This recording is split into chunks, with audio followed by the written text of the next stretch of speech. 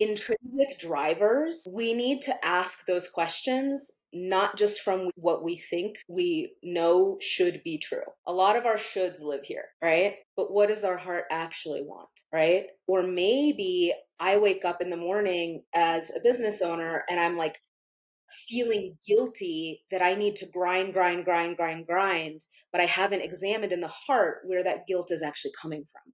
Maybe that guilt is old. Maybe that guilt is misplaced.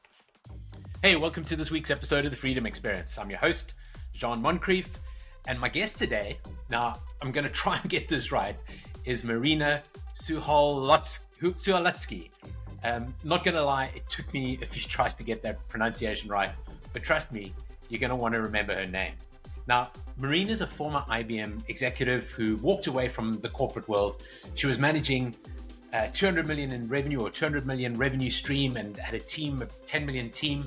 And she walked away from that to start something a lot more personal. The business that she now runs is called Purpose Built. It's a company that works with high achievers, helping them navigate the major life and leadership transitions that we go through. And that could be anything from leaving a lifelong corporate career like Marina did, to exiting the military, or to selling a business, to realizing you've built something successful, but it's no longer fulfilling, and kind of wondering like, what now? So Marina works with you through those transitions in your life.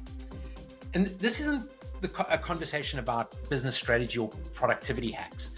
It's about the inner shifts that often need to happen when we hit a plateau, and how we reconnect with that part of ourselves that kind of got buried under the hustle, I guess.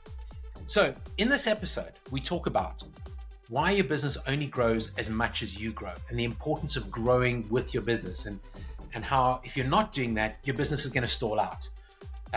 We also talk about how your body, not your brain, often tells you the truth when it comes to burnout and misalignment. And then we get into this idea that trauma, even the quiet kind, can silently shape how you lead and limit what you believe is possible. So if you're in a season of change, or you feel like something in your business or life just isn't quite clicking anymore, this is one of those episodes that's worth slowing down for. Let's get into it with Marina. Marina, welcome to the show. It's great to have you on today, and I'm really excited for our conversation. Thanks for having me. I think just like to frame things up, and we were talking before we hit the record button, as business owners, we often hit this plateau, and we struggle to kind of break through that plateau, and often it's about letting go and things like that. So I've been really interested in the mindset that business owners need to have to kind of escape where they find themselves getting stuck and trying to go it alone. And I know we'll get into that, but maybe just to sort of where we're going to go with this conversation. Then Marina, I know you worked for IBM for a while. Can you just give us a bit of background about you and how you landed up where you are right now? Yeah, sure. So, it's interesting because I enjoyed IBM. I enjoyed corporate. I never really got too much on the like poo-poo train, It served me well.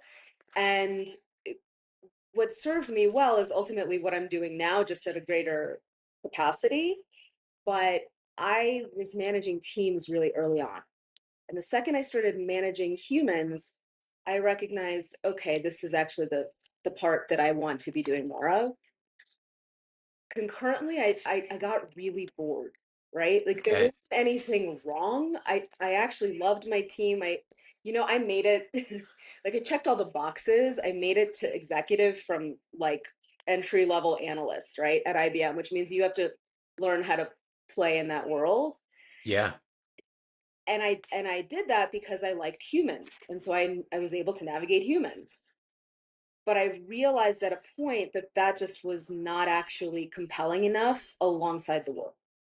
So I could be with good people, and make the best of it, but I wasn't actually excited anymore.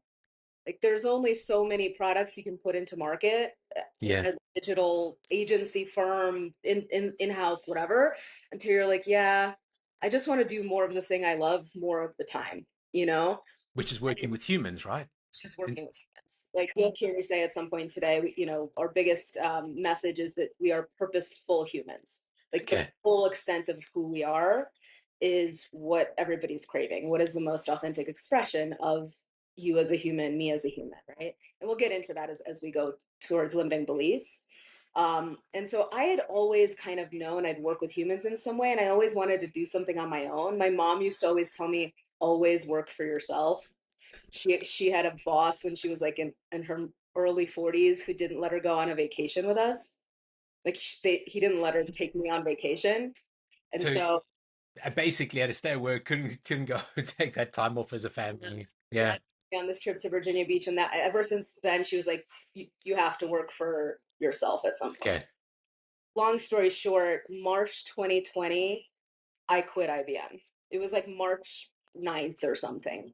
And the world went into hibernation like that week. That's right. It was like right there. The beginning of COVID. I mean, you couldn't make it up. I had started a company called Purpose Built, and then like the world goes into hibernation, and they call me up and they're like, "Do you want to stay? Like, we don't have anyone to transfer your team. Like, do you want to just stay for a while?" And I had this choice point moment. I knew I was bored. I knew there was more. I wasn't quite at the place I ultimately wanted to be. I also didn't know if I was supposed to like take care of my parents or my 93-year-old grandfather, like I didn't know what was going to happen. And I had this trust fall moment. I literally fell onto a bed and I was like, I can't start a company called Purpose Built and stay a lifer. It was this like, I think if I stay, I'll stay there forever. And so I quit and I said, hey, I'm not going to stay, but if you want to become my first client and you want to like use me to transition the team, because that's a lot of what we do is we focus on transition points within the business, within Purpose Built. And so they became my first client ultimately. You stepped into your fear there because we're going into COVID. As you said, you're thinking about your family, It was. and you basically had to make that decision. Do I kind of embrace this thing wholeheartedly and step away from what I'm doing because I can't this you can't kind of have one leg on one side and one leg on the other. It's actually I have to have faith, let go, and it's often when you do that that you actually end up getting what you want, I guess. Yeah, that's the first letting go moment. It's why I sort of told the longer version of that story. But yeah, I had this literal trust fall. I was like, do I stay or do I actually do the thing I said I was going to do? And it's so interesting because so many businesses were started at that time. I know I have a lot of friends whose businesses are turning 5 this year, just like we are, and it's been fascinating to see what happens when you do the thing you say you're going to do. Yeah. And really just kind of wrap your arms around and go all in and do it. Mhm. There's a lot of fear involved in that, but yeah. For sure. So you finish up at IBM, you start a new business, it's 2020. What's your core focus? I mean, you talked about transitions. I'm really curious, Marina, about the kind of work that you do, and for the audience to understand the kind of work that you do, because I know you work with everybody from, I guess, business owners to Navy SEALs, and yeah, those are some of the toughest people in the world. Yeah, I have some very good friends that have come out of that experience for sure. You know, the position of the business is very simple. It's that your business only grows to the extent that you grow, Yes. right? So call it somebody who's left service after many, many years, or somebody who's left corporate after many, many years, or somebody who's sold a business, whatever it might be. Even somebody who's just kind of bored, like I was, there is something that is creating a plateau essentially, right? Yeah. There's just a level you can't grow beyond. And if you've, looked at any work around personal development within business in particular, there's an identity shift that's required, right? Yeah. So there's a version of yourself that you become. I became an entrepreneur that day, right? When I fell on the bed, I actually fully became an entrepreneur, as terrified as I was. And so that's what we focus on. It's where is that moment for you? When I say transition, it's the physical moment in time, but it's also an inner transition that says, okay, who am I becoming? What am I stepping into? Because ultimately I know there's more for me here than what I'm currently doing. Yeah, and again, before we hit the record button, we were talking about some of those transition moments for entrepreneurs and hitting that plateau. So, whether it's somebody starting the business, getting it to a particular revenue point, and it just kind of ceilings out there. Somebody else comes in, takes over the leadership role, and the business grows dramatically. And we've seen that kind of in the small giants environment with Elizabeth and Connie and some of the great speakers we've had. Uh, Tom, thinking about him, where two of the employees come into Tom Walter, Tasty Catering, and say to him, Tom, unless you change, we're gone. So there's He's this, so rad, by the way. he's brilliant, isn't he? Rad. Yeah, that's exactly But to bring the context, that's what we're talking about here. It's, as business owners, we get to this point, and I think your point on growth is so important as well, because if we're not growing at the same pace as the business, we're going to plateau. And if we aren't open to growth and don't have open minds, we're going to just hit that plateau. And then it's, you kind of go up that S curve, and whatever that number is that you get to, size or whatever, you either kind of flatten out there and figure it out and go up, or, and yeah, that's what's happening. yeah, for sure. And the business is a direct reflection of your growth path. You know, Yeah. some people believe that, some people don't. Some people think that's a little bit of a spiritual comment, right? But if you are only able to show up a certain way, then your business is getting that version of you, right? Oh, that is such an amazing way of looking at it. So basically, when as a business owner, if you're looking at your business and you think, I'm not happy with where I'm at, I'm not happy with the growth. It's a reflection of where you are in terms of. I love that. Mirror, Yeah. mirror. If there's I was just talking about this Jeez. with my partner last night. He was talking about a personal life experience, but there was a person who owned a firm, a law firm, and they were constantly fighting, and they were constantly like, when you walked into that environment, it was a hostile environment for what it's worth, right? And if Yeah. you looked at the owner of the business, that was a person who was constantly frustrated, who always picked a fight, who couldn't quite get like to satisfaction, was always dissatisfied. And it shows in the business, because that's what you're putting out there. You're modeling. As leaders, we model, Yeah. right? We either model how tired we are, how frustrated we are, how uh, sort of confused or stressed we are, or we model that we hold vision and that we have faith and that we move into the future by solving problems. Whatever we're internally experiencing and kind of working through, we're modeling to the team.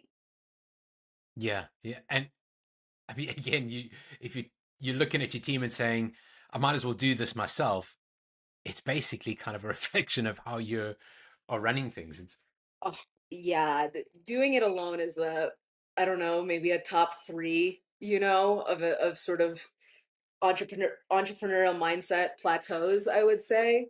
yeah. Another really big one is a constant state of overwhelm.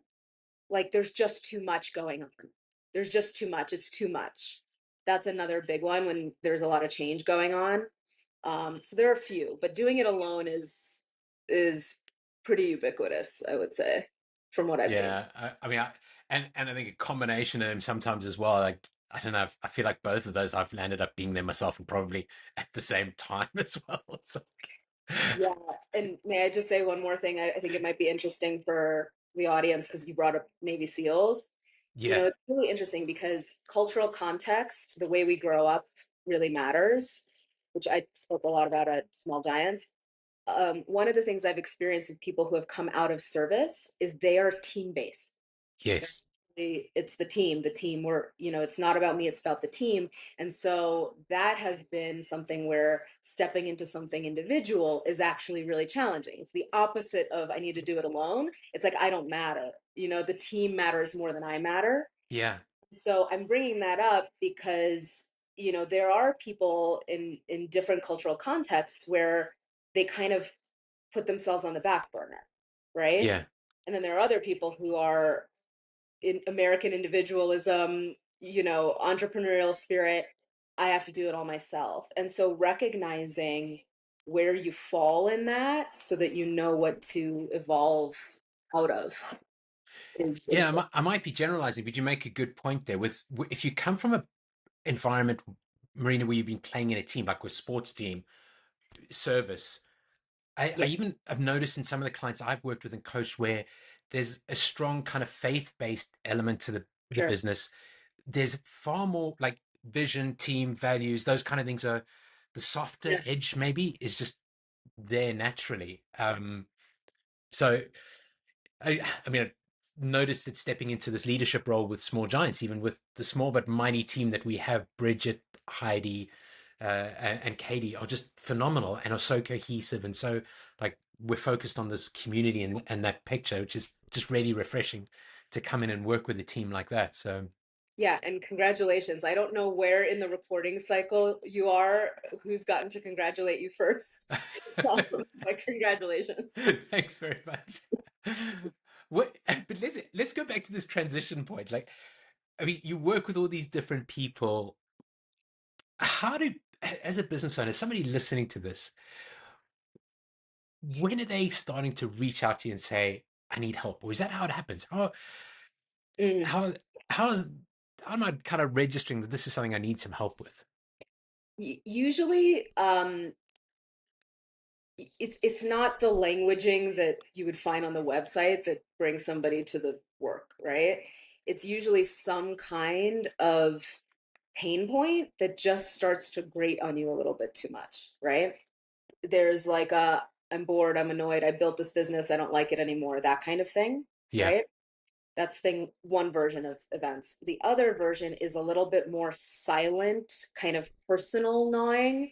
Like, I know I'm meant to do something more, and I'm just getting perpetually less happy doing what I'm doing because it doesn't feel like my highest expression.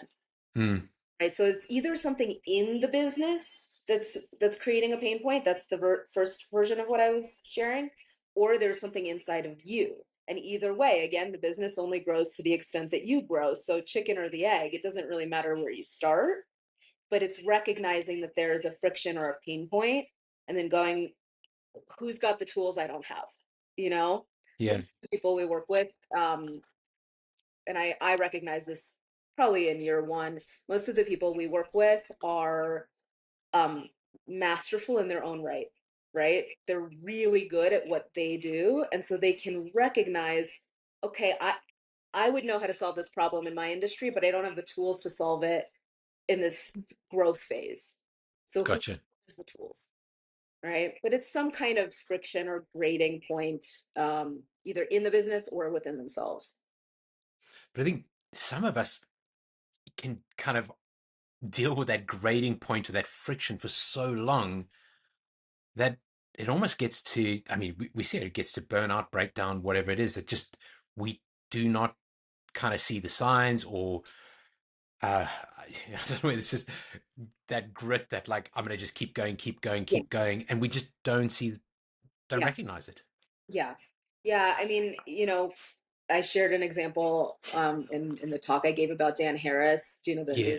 who had a panic attack on live Yes. 10% and what? happy? Yeah. Yeah, he found meditation. He found the ability to pause, or the need to pause, right, in a way that wasn't just like a checkbox on his, like, Yeah. entrepreneurial morning routine agenda or whatever. But he found it because it got loud. It got really, really loud. And so not everybody has to have a panic attack, but one way that people tend to get there is their body starts talking to them, right?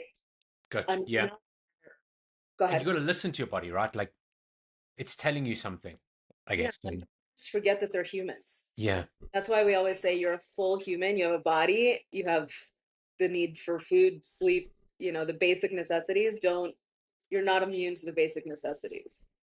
Um, that's definitely the sort of the loudest volume way that people can hear. The other thing that most people don't know to do is to actually stop and go, okay, the reason I started here, whether it's within my business or maybe I took a position, right? The reason that I started is not actually the same reason that I have now. Mm. It's so, again, pausing. Like we write a newsletter, a bi-monthly newsletter called The Pause for entrepreneurs, because it's like the thing that most people don't know how to do. Pausing to stop and go, is this actually the same thing that matters to me, that mattered to me 5 years ago, 10 years ago, 15, 20 years ago? Or do I Yeah. have different things that matter to me? And when you start asking those questions, we call those intrinsic drivers. What are the things that are intrinsic, means from the inside? What are the things from the inside that are moving me, right? Most people don't know that those things can actually shift over time. They don't know to ask. And it's only when you look back, right, and you look at the crumbs that you realize that those things have shifted. Yeah. You know, I was asked a question the other day about what would I've done differently back then, and if I think back to when I owned businesses sort of 20 odd years ago, it was revenue, profit, chase the numbers, 5 million, 10 million, 15, 20 million, build it as big as I could. It was, that was all that it was about. If I look back at that now, I would do everything completely differently. It's more about people and community and all those things. But what you're suggesting, and I think this was something that, going to your four directions model, you Mhm. had the heart, the mind, the body, and the spirit. And I remember you talking about kind of the spirit and slowing down.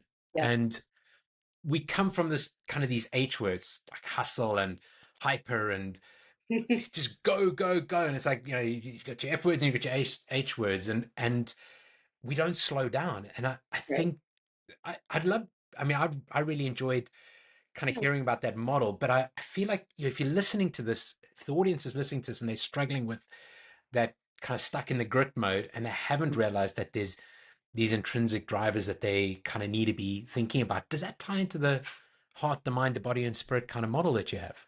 Yeah, of course. So I'll speak to it at a high level, assuming not everybody's was at, Yeah.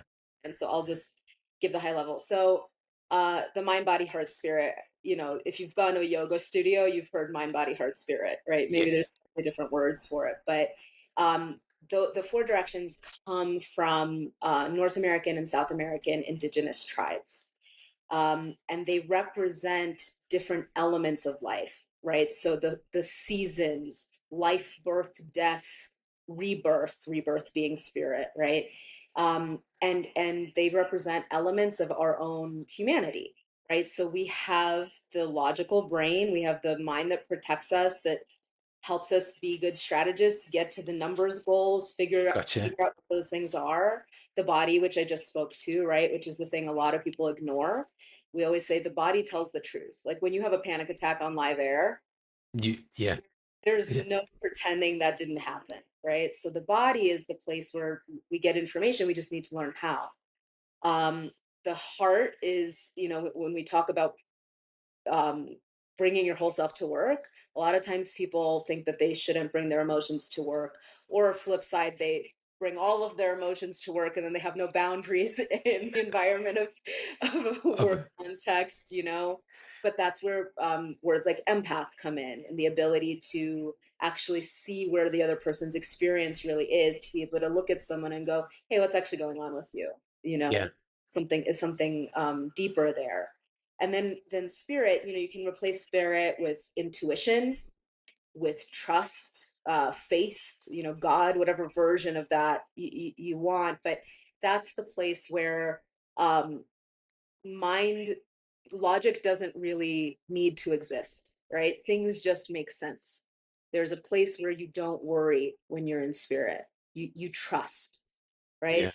There's a one of my favorite sayings is like, I know that I know that I know that I know, right? How do I know? I'm not going A leads to B leads to C leads to D. There's just something when you fall in love with somebody and it makes no sense. You just Yeah.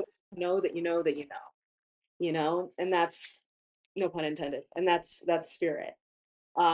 So the four directions help us remember that we're full humans and we have all these different elements of ourselves at our disposal. I like to tell people that when you realize you have the mind, or you realize you have the heart, the spirit, and the body, all of a sudden you've like gained an executive team you didn't know you had. Oh, I love that. Yeah.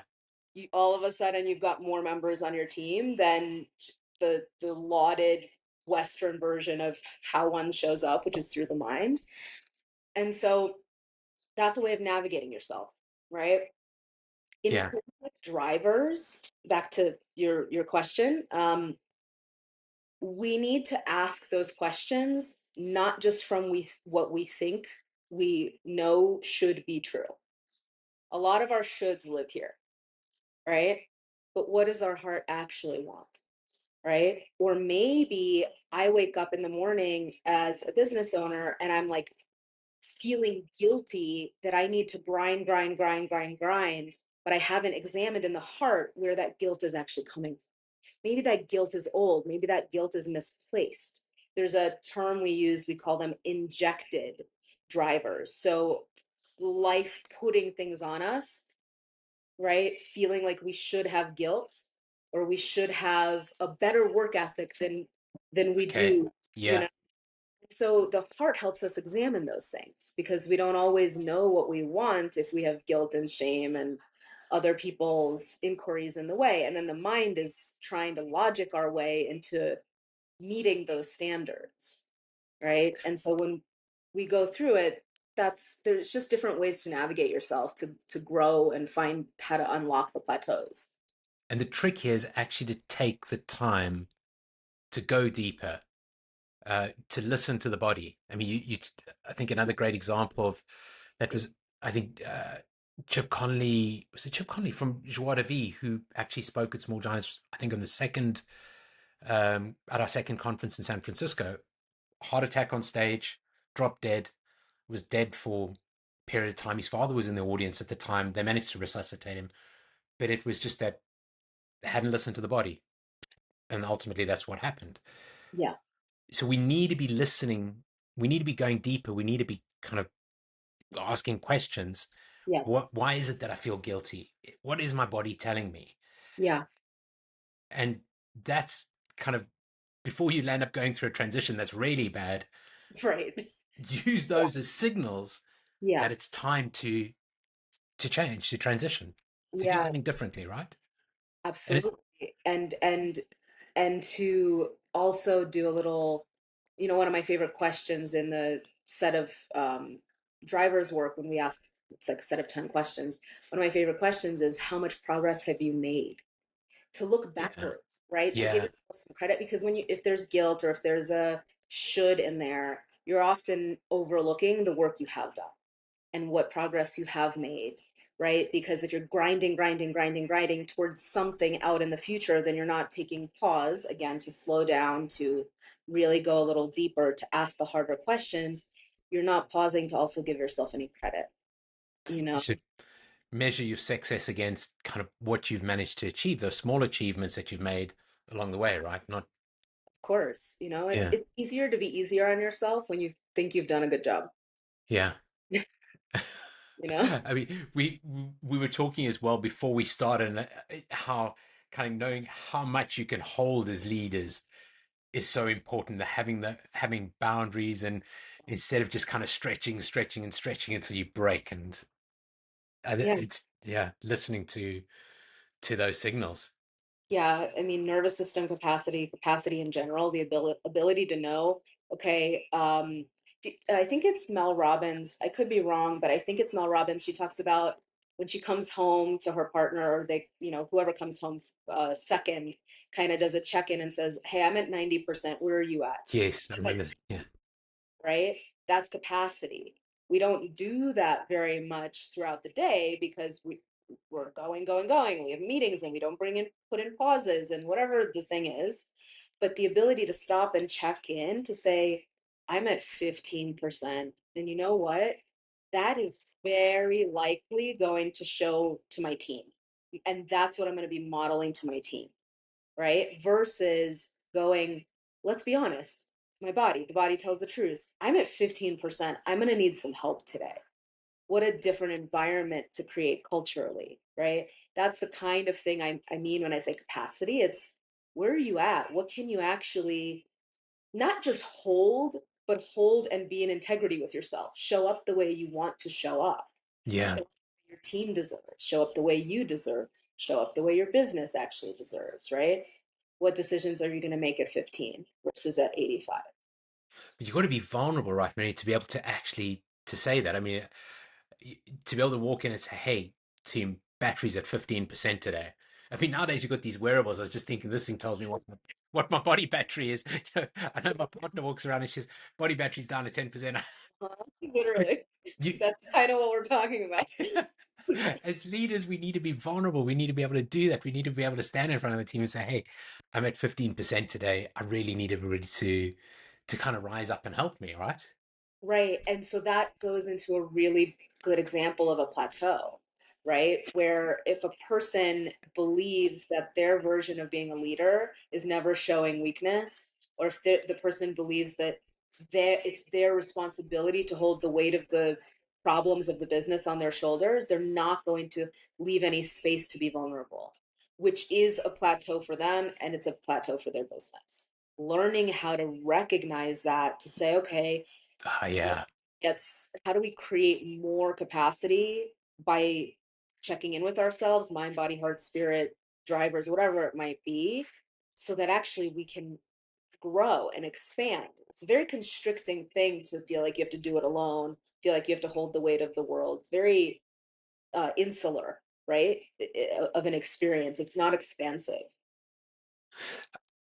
I'm curious about how many of the leaders who come to you are actually at the stage where they kind of feeling that they've stretched to that break point almost, or they appear fine on the outside, but Yeah. I mean, is that kind of common that a lot of the leaders who get to you have actually got to that point, or are, are leaders realizing it way before? the, so those two versions of person that I mentioned, like the person who's really feeling a pain in the business, something that's creating friction, versus the person that's feeling like there's something within themselves that is wanting or craving for more, right? They fall in my audience and the people that we work with, they fall in one of those two categories. So there are people who come to me and they're like, it's all going to fall apart. Like I'm gonna all the marbles are gonna fall on the floor and I need Yeah, some help, right? And that is it's the like it's hanging it's beating you over the head and you're finally listening approach. And yes, I would say half the people are there. The other half, I think, because we do have podcasts and we do have personal development is not what it was 20 years ago, which was super, super cliche. We have small giants, we have these yeah, things. People know and they've had some exposure to, you know what? Like, there's just something more for me here, right? I'm not completely at a stage of burnout. I can see myself getting there, but I'm not there because I can tell there's like something for me to seek or move towards. And so I see both, I see both. It depends. I see a lot of sort of my ex-corporate friends kind of fall in the first bucket. It's a little bit of a generalization, but I do see that, when there's sort of that place of like, I've sold my time for way too long, yeah. I wasn't tempted to say soul, but I said time. There's definitely more of that there, but it's both. Okay. Yeah. And I mean, just sort of kind of following on with that a little bit, I guess. I know I think you talked at the conference about the scrapes and the bruises that we bring from our childhood, right? And the things that happen. Yeah. I've always, and I'm curious about this. I've always felt like I had a pretty good kind of upbringing, and there weren't many scrapes or bruises that I carried along. I think the question or something I'm curious about is: do a lot of Yeah. us miss stuff that is it really simple stuff that we've just missed Yes. from the past, and we think we're immune to this stuff? Yes. So I would say that across both audiences, most people will not know some of those trauma points. Trauma, whether you're sort of on the edge of burnout in the business or at your corporate gig, or whether you're like, I want more, Yeah, either way, our blind spots come from the places where we haven't explored our limits, and our limits come from trauma points, right? And trauma is kind of a scary word. People think of really bad things that happen to people in back alleys, and that's Yeah. trauma. And if you don't have that, then you should be good, you know? But trauma doesn't have to be big. I define trauma, this comes from one of my teachers, as any place we don't have full choice. Okay. Got, So yeah. any place that our psyche, our mind, is limited to seeing greater possibility. Usually that comes from our family systems, our generational upbringing, whether you grew up in a very sort of limited cultural context versus, like I grew up in New York. Everybody's uniquely, it's a melting pot. What if you didn't grow up in a melting pot? So Yeah. when we don't have the ability to see another possibility, there's usually a trauma point. When I, as an entrepreneur, don't know what else is possible except doing it on my own, or except getting to the point of absolute exhaustion and heart attack on stage, if I can't see another way, right? And by That's see, I don't mean just see, like I know logically with my mind it's available to me, but I mean actually see in a way that's available to me. It works for everybody else, but it doesn't work for me. That's another big one that entrepreneurs sometimes have, is this like, well, uh, that's nice for somebody else, but I can't do that. It's I'm too unique. Our business is too whatever. typical. Yeah. Yeah. Very typical. This like, well, it works for everybody else, right? Those places where you can't choose, you don't know how to choose differently, those are trauma points. And that's what a lot of work around blind spots and, finding the next layer of growth is really about, right? It's okay, what are those limits that have been set because of your life experience that we want to break apart? If you asked the person next to you sitting at the conference, would they be able to take a different action, right? That's how you work through blind spots. It's finding those places where you don't have full access to possibility. I suppose the interesting part of this, I mean, thinking, going back to myself again, again, growing up in with a family where my father worked a lot, so that kind of work ethic is in my mind. But one of the things that I missed as part of the childhood was spending time together. And I think we've got to be conscious of this as entrepreneurs, that we may be creating the same trauma for the next Yes. for our children. Like we, those traumas were places where we didn't have choice. I guess going back Yeah. to the way you defined it is really interesting. I really like the way you define it, is that we as children maybe didn't have a choice in those things. So that's the version of trauma. We carry that through as adults, but then we don't realize that we're doing it to our kids, I guess. Well, right. And you know, I like what you said about working really hard, and the sort of downside is we didn't spend enough time.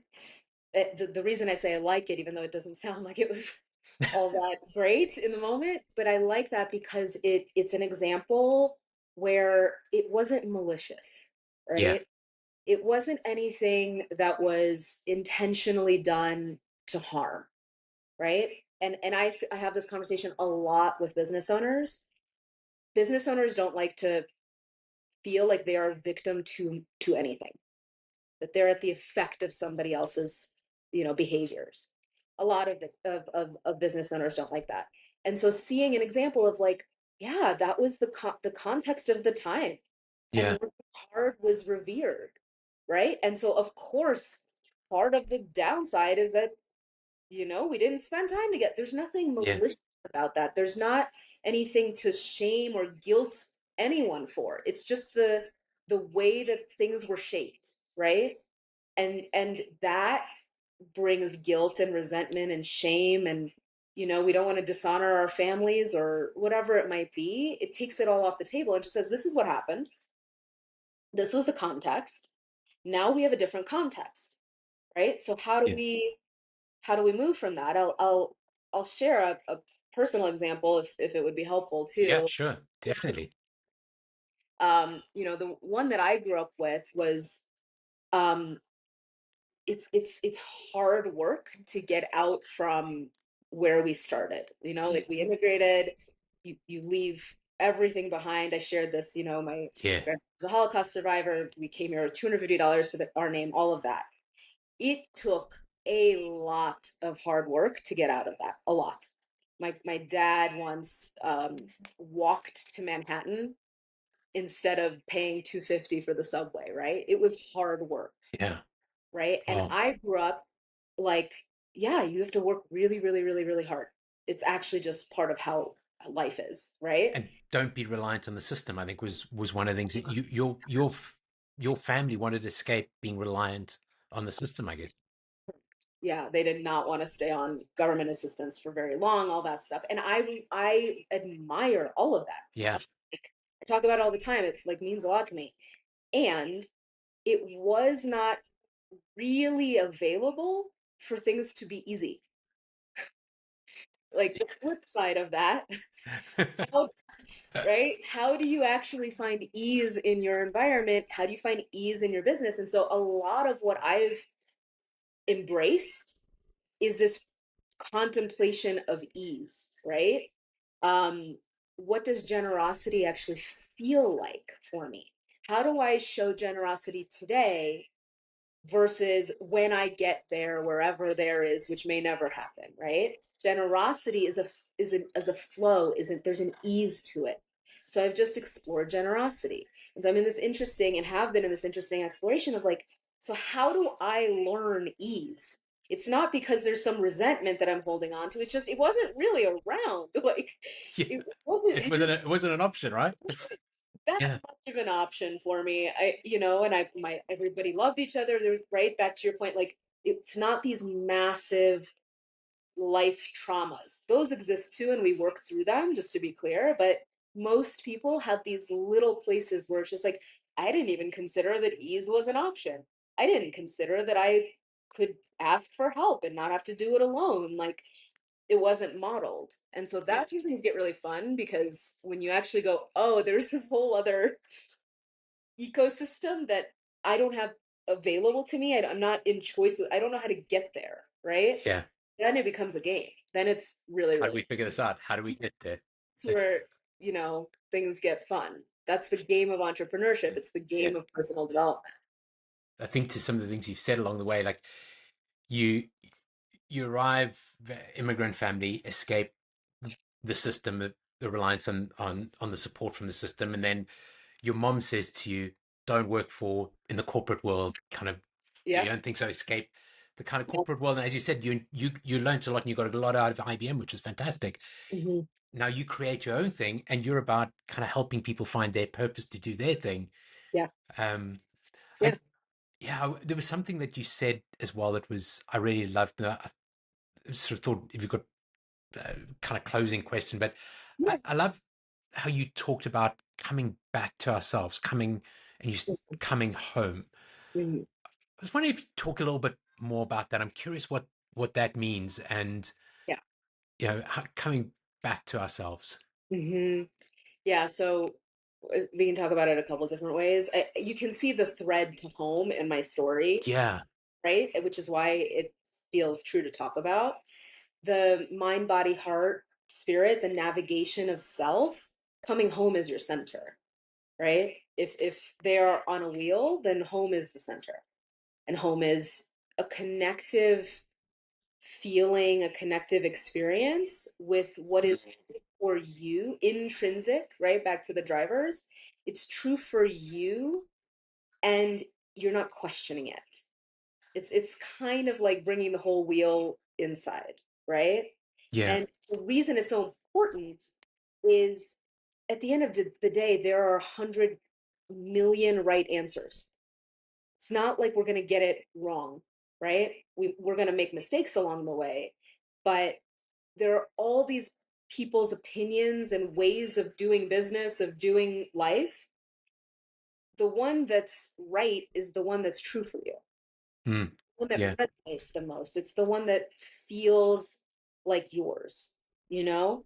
It's like falling in love with somebody. The person feels like home, yeah, right? It's that. It's learning every time you realize, whoa, I didn't have ease available. I didn't have support available. I didn't have that connective time available. Every single time you find these like places that complete a part of your puzzle, that's coming back home. That's coming back home. That's coming back home. It's learning the most whole version of who you are, right? And then you make decisions from that place because they're decisions that are yours, right? That will Yeah. get you to wherever your path is. It's not anybody else's. It's your path. I really love that. I mean, for me at the moment, I think, was born in South Africa, grew up in South Africa, spent a lot of time traveling and in the States growing up. But I more recently have felt this kind of pull back to South Africa, spent more time there.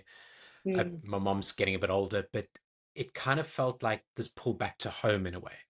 Um, and I think that's why it resonated with me so much is there's all these pieces that come together like the puzzle, that's maybe one spending some more time there and just kind of enjoying where I came from. But they're Yeah. equally kind of other things that make you feel like you're coming home. And I just love the way you put that.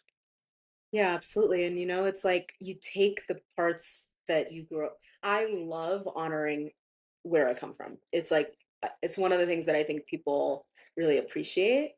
It's like Yeah. honor and take that with you. Don't just throw, it's not all bad. You know, far from it. You can learn from all of it. And so let that be your kind of landing place and then start to go, okay, so where are the parts of myself that like now what do I want to build with it? Purpose built. It's like how do I bring And the most whole version into the present moment? yeah, love that. So this podcast is called The Freedom Experience. So it's all about kind of finding entrepreneurial freedom, this thing that we set off as entrepreneurs to try and find. And I'm curious, Marina, about you and freedom. And what does freedom mean to you?